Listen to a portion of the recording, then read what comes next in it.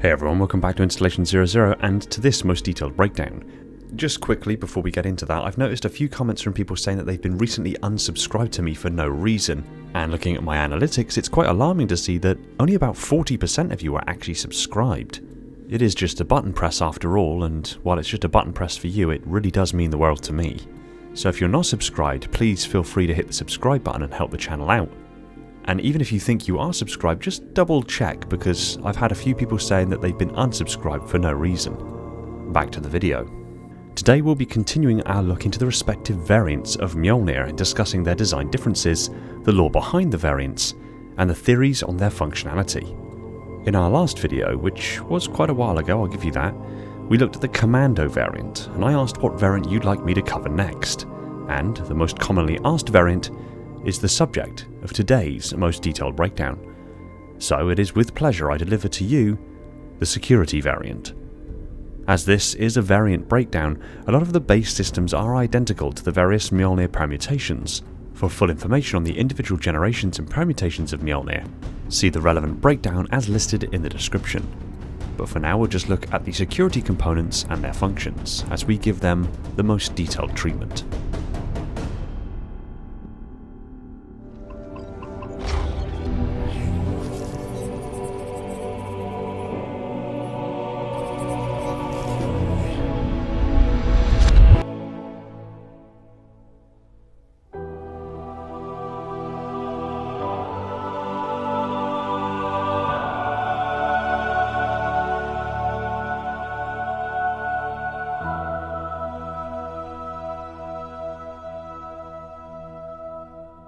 MJOLNIR Powered Assault Armor M variant, otherwise known as Security Class MJOLNIR, is a MJOLNIR armor variant adapted from an infiltration prevention suit designed by Mizraia Armory and manufactured in the Mizraia Armory facility on Mars in 2528, predating its implementation into the MJOLNIR platform by 23 years.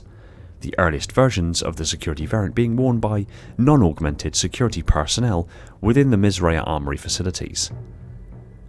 First adaptation into the MJOLNIR platform took place in 2551 upon the launch of the Mark V platform, although it is reasonable to assume initial development of the MJOLNIR compatible version started well before this. The helmet features a large wraparound visor and helmet chassis not unlike the EVA and pilot variants of MJOLNIR. This is seemingly to increase the overall field of view for the wearer. The helmet has moved the torches from the cheek assemblies of the mandibular portion of the helmet to the mid-temporal hub, with both sets of torches protruding slightly from their housing. In a manner very similar to many other helmets in employment within the UNSC, the cheek assemblies are instead outfitted as the primary air intake and exhaust manifolds for the helmet's internal breathing and ventilation systems. One would assume the intakes are HEPA filtered just as all MJOLNIR compatible helmets are. The location of these manifolds do make it markedly easier for the attachment of various helmet-mounted components, especially in the case of additional air quality systems that can be affixed to the mandibular chassis.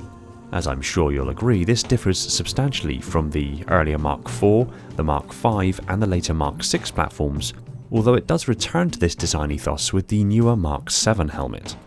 The helmet is compatible with the CBRN Chemical, Biological, Radiological and Nuclear Breather System, adding additional protection from toxins and pathogens in the atmosphere, an up-armoured module to increase protection, the Command Network module which allows the user to communicate and synchronize with the UNSC battle networks in real time, and the connection to the battlenet can further be enhanced by integrating a hardened uplink to the CNN. The shoulders of the security variant are near exact copies from the original variant developed back in 28, just simply upsized and upgraded to be compatible with the MJOLNIR platform. They are very large and wrap around the shoulder considerably, somewhat reducing the range of motion of the shoulder unless the movements are performed in very deliberate manners to rotate them clear of the desired motion. It is thought that this reduction in the range of motion was a trade-off for increasing the amount of the shoulder that is protected from attack.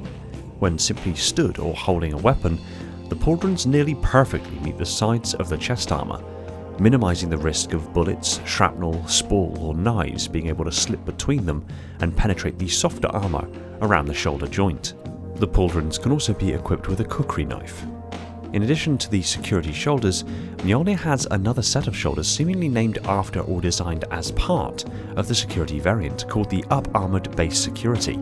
These are lightweight, supplemental shoulder armour components much smaller and less pronounced than the standard security shoulders. While there isn't specifically a dedicated security chest armour component developed as part of the security variant, there is an up-armoured module that can be attached to the standard Mark V chest piece, simply called the Up-Armoured Base Security. It is a relatively simple but effective up-armoured module granting additional protection, while also providing an additional connection point for the equipment of grenades for underslung or dedicated grenade launchers. The security variant saw an overhaul for the Mark VI platform.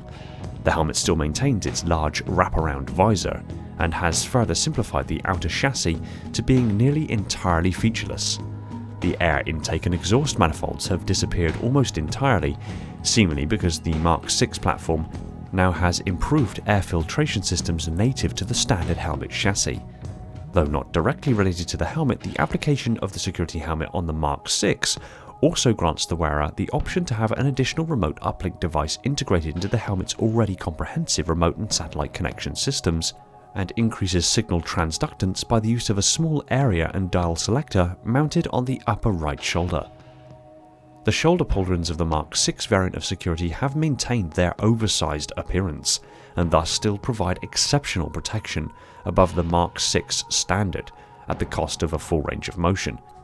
The shoulder pauldron has simplified its overall profile but added a thickened hardpoint module that wraps around the pauldron completely.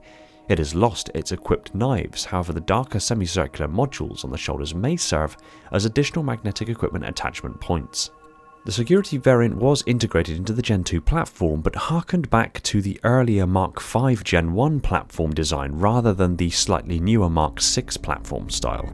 The Gen 2 variant helmet has two watchdog AIs hovering at the security visor's interface edges, alerting for sensor anomalies that could indicate subversion of connected surveillance networks and attempts at cyber infiltration. Additionally, the armour seamlessly integrates with Navy security systems and networks.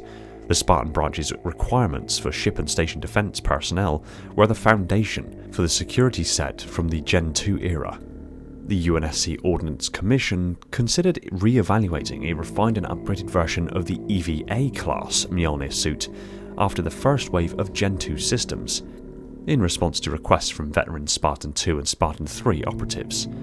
This resulted in the development of the Wrath class MJOLNIR, whose right shoulder is based on the shoulders of the Mark V security.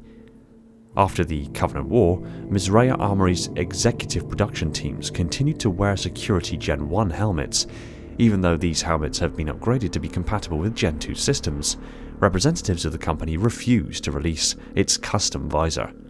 Spartans can still request Gen 1 security shoulders in 2560, which have been upgraded to be roughly comparable to the Gen 3 platform.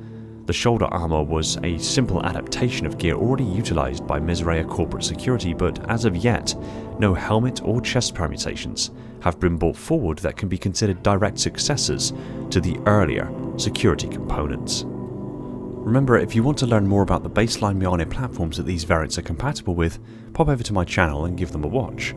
While you're there, hit the subscribe button, as I noticed that less than half of you are subscribers, and hit the little bell icon. That way when we put our next most detailed breakdown out, you'll be notified the second it hits the shelves.